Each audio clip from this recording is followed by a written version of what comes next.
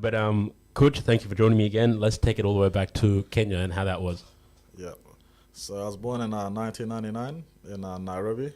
Yeah. So I was born in a refugee camp, and at the time there was 7 of us. Yeah. So yeah, growing up, we didn't really have much. Yeah. Mom had to do like a lot of things just to make money, just Yeah. to make ends meet, like making clothes, making jewelry, just Yeah. to sell. Did you ever get the chance to be around when she was working? Did you help out, or were you probably doing the opposite? You're probably making it harder. Yes. I was probably making it hard running a monkey. Yeah. No, but that's cool. Yeah. So she was doing making jewelry and stuff like that. Yeah. What else was she doing? Was there any other jobs that you remember? Not that I can remember. I just remember her just like making and selling a lot of stuff. Yeah. That's cool. Have you connected with your mom and conversated with your mom about this thing, and how's that been going? If you have, Yeah, it's a journey. I think she has always been a really incredible, loving person in my life who has just like done the most for me at all times.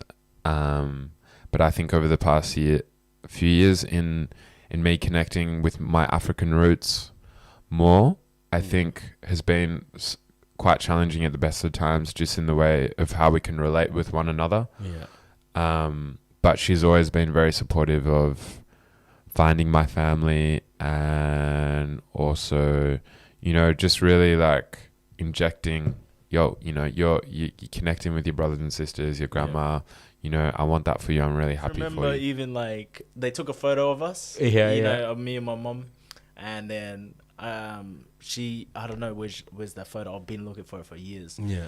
But she said to me the amount of times the lady came by, the airline guest, she came by and she gave you a bag was ridiculous. Yeah. I was like, this is my first time being on a plane.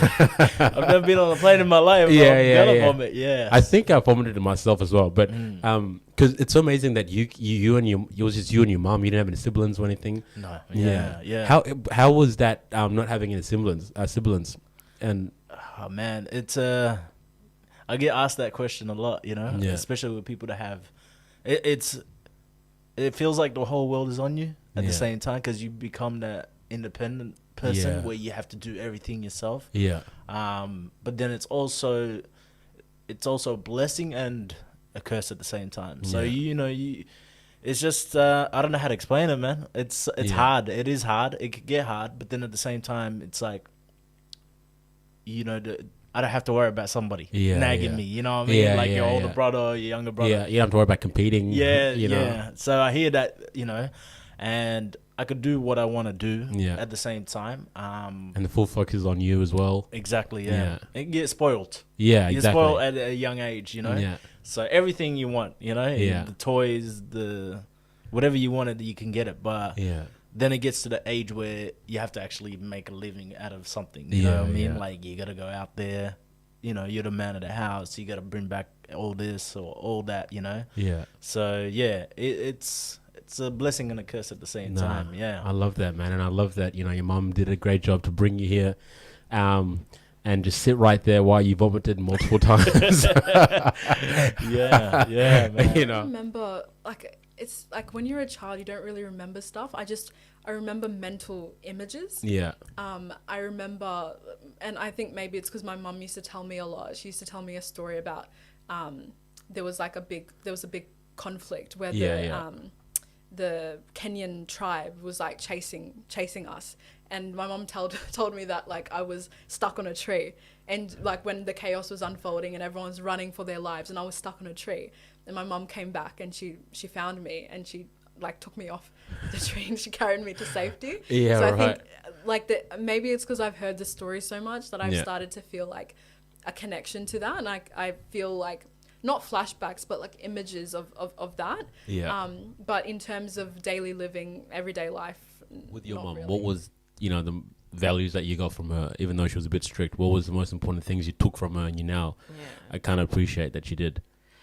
Mom and all the other moms in that time, they sacrifice a lot, Yeah. So she was very resilient, and she's somebody that was always there for everyone that needed help. Yeah. So the fact that she raised all these other kids that were not her own, and made us believe that they are our siblings, and we can't say, we don't get special treatment. We're family. Yeah, okay. So that heart, that kind of pure heart, no matter what she go through and whatever little she gets, she's sharing it with people that need help. Yeah. And just creating that positive environment and making it look like everything was perfect. That's what my mom did.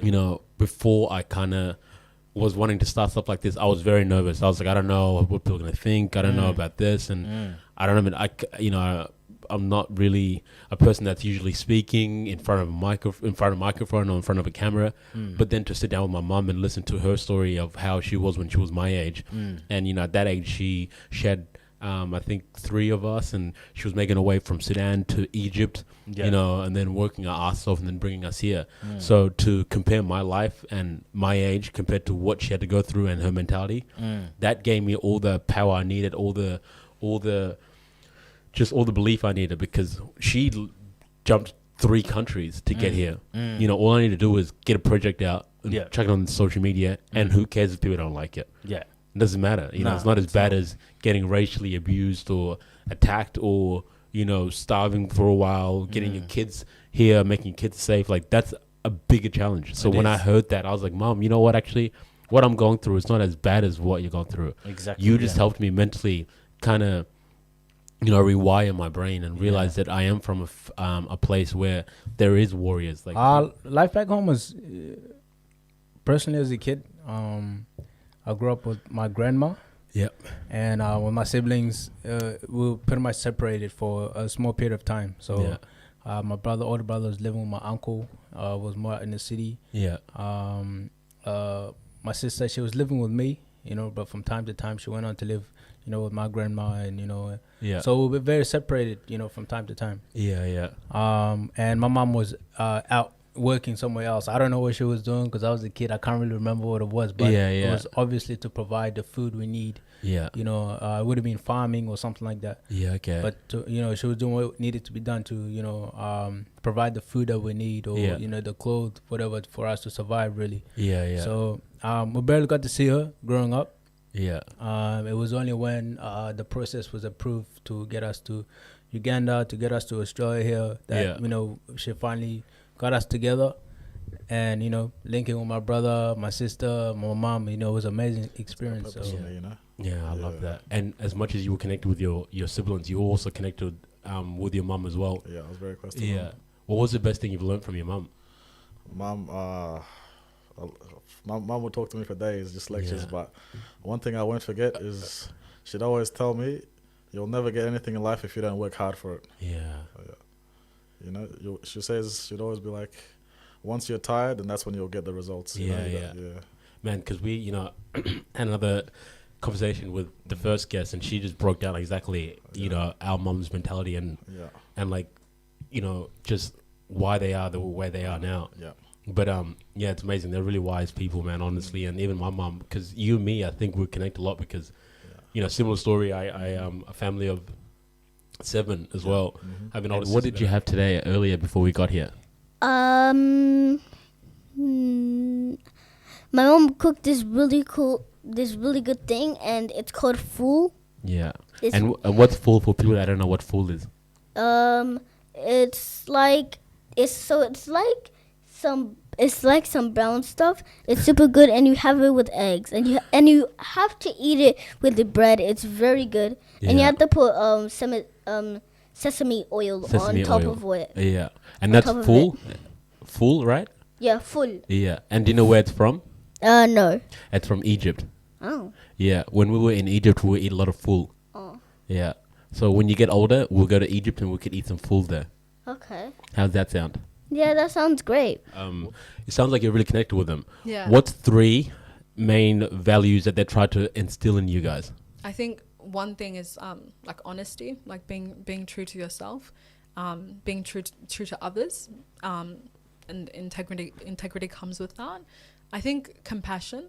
My dad especially is very compassionate, and I think it's not something that's easy to do, to think about other people's circumstances and try to think about where other people are coming from. You know, being empathetic to people is quite unnatural, especially when you think that your rage or your judgment is justified. That's something I'm constantly learning as well. How do you walk in somebody else's shoes, and how do you see their life from their perspective? And the last one, maybe like communication as a value, using your platform for the right reasons, using your platform to inspire other people. You know, I'm not a president. I don't profess to be on any high station, but I feel like using the platform that I've been given, the words that I can use and the life that I've lived to help influence other people to, you know, reach for success and enjoy the same benefits that you've been enjoying. Yeah. Your parents sound really wise. What's the best advice you've ever gotten from them? A lot of advice. What's one memorable one that you just kept on hearing and you're like, all right, I know it, but you kind of really are glad that they kept on telling you? I think maybe just like, remember who you are. Oh, that's amazing. Yeah, just like remember who you are, because as a young person, identity is going to be our biggest issue before anything else. Before anything else. That's a really good quote. Yeah, just like remember, like, who are you? And that it's like it's a question that leads to further questions. Yeah, and I think that's something is why I wrestle with it a lot. You know, who am I? Like, and am I being my authentic self in this moment? Have I been my authentic self this year? You know, what is driving me to think and act a certain way? And in terms of like my culture, how do I stay connected? What does that culture mean to me? How do you exist in two worlds? You know, I think that's something that it's constantly challenging me, but it's made me evolve to the person that I am now. So I think that's very good advice that my parents have given me. Remember who you are and where you've come from. Yeah. I think to be honest, it's pretty much everything Mom did that I think I am becoming her in a different country. Yeah. Just doing the right thing. Yeah. You know, just doing the right thing. And don't worry what people think, because you know what you're capable of achieving, and you know what your capacity is. So if you can lift up someone else, do it. Yeah. You know, there's no system that says be a human. Yeah. You know, you have to just do what you got to do, because what kind of legacy do you want to leave behind really is a question. And I think I see why my mother was just always there for people that need help and like take on things, because she knew she's not here forever. And so if she can show someone that being there for someone else is a good thing, in that way, it works. And I think I learned from that. I learned that you have to be there for each other. I feel like I say when a truck broke down. Yeah. And all my siblings, my mom, I really remember this day very well. But we're making that trip to Uganda, and first of all, itself. When I say like we shouldn't be here, I feel like it's something that I really mean, because that journey itself, there's so many things that could have gone wrong. Yeah, you know, that just happened to go right.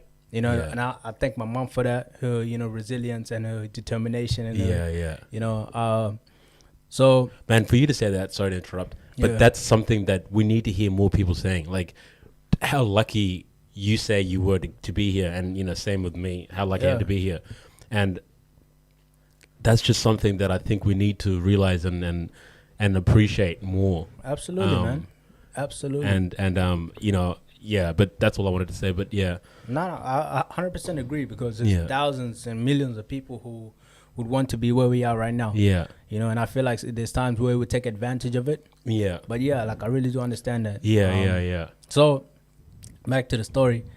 So making our journey from, South Sudan to Uganda, I'm not going to say I remember every single, town or wherever we went to. Yeah. But towards that journey, we had to take a bus. Yeah. In that bus, we got into the bus. However, there was a stop and where they check our tickets and everything. So like, okay, my mom, she had a ticket, whatever. She had a ticket, but you had to go to like an office. They had like a little desk thing. Yeah. To approve for another ticket to go to Uganda. Yeah.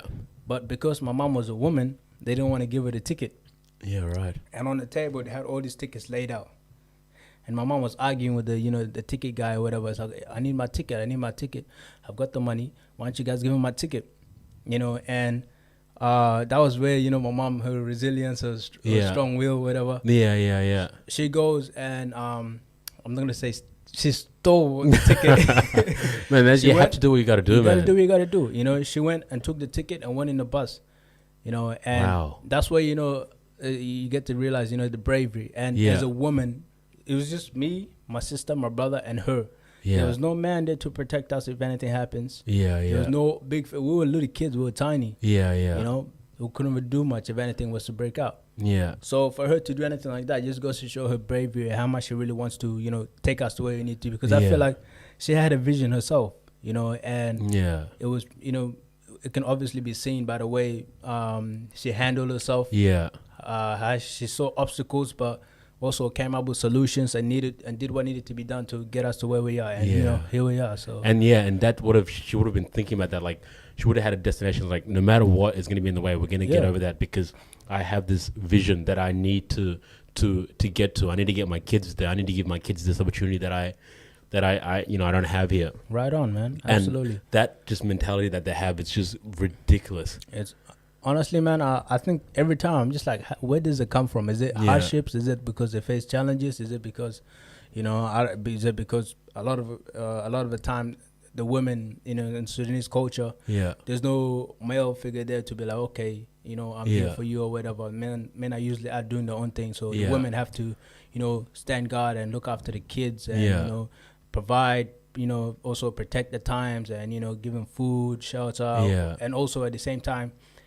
Having to look after the man or whatever. Yeah. So I don't know if that's where it comes from, the mindset.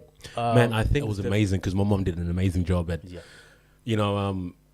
making sure that we're safe. So it doesn't click in your head that like, if she didn't do that, I would have been in massive danger. Exactly. Yeah. Yeah. Nah, that's a blessing, man. Yeah. Because it's just understanding that growing up there was so hard itself. For, even parents, like speaking of my mom, she was working as a cleaner. Yeah, same as my mom. Yeah, so that was the highest form of job that you could get as a parent there. Yeah. You know what I mean? Especially as a mother. Yeah. So it was very hard for them, and I don't know their experience there because I haven't asked about that, but I know, like for a fact, my mom is just so, every time I come back home, I knew something wasn't like right. Yeah. Because of the work that she had to put in and because of the pain that you could see. Yeah. And then so just being in Egypt and understanding that. Yeah. At a young age as well. Community leader. That was like a part of who he was his whole life, and my mum too. So you can't just turn your back on something like on your identity. That's something that my parents have really drilled into me. Who are you? We walk around with this dark skin. It's not something that you can escape. You can't just say, you can't deny who you are. But I think it's about that search for what is your true identity? What does it mean to be South Sudanese? And I think part of that is navigating, the problems with people trying to create this impression of you and trying to form your own identity as well. Like it can be a lot. So I think something that the Dinka school, the speaking with my family about the issues, the talking to my friends, like talking to like-minded people, all this really impacted like my willingness to come back and to actually do a deep dive into who am I, and what does this community mean to me, like living here in Melbourne. Yeah, that's amazing. How welcoming everyone is and how kind and everything.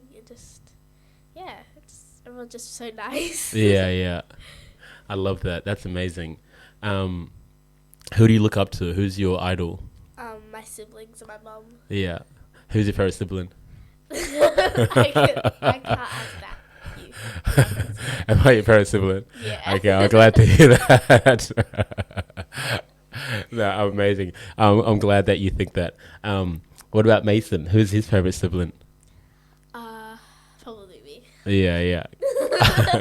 I remember this one specific time when we first moved in, we didn't have any lights or electricity at all. And I remember it was really fun for me, probably not for my mum or anyone else, but for the young kids. Yeah. And it was fun because what we did was we we all slept in the living room, and we had candles lit. And I remember it was really nice because, you know, it's just the whole family, no lights, but we just had candles. Yeah. And me probably and my younger siblings were probably just causing trouble, almost burning the house down. But it was so cool because my mum was telling us like all these beautiful stories of what it was like back home. My older brother was telling us stories of what it was like in Egypt. Yeah. And it was so humble. It was amazing. It was just something you'd see in a movie or something like that. Right. So that's one thing I definitely remember from Preston.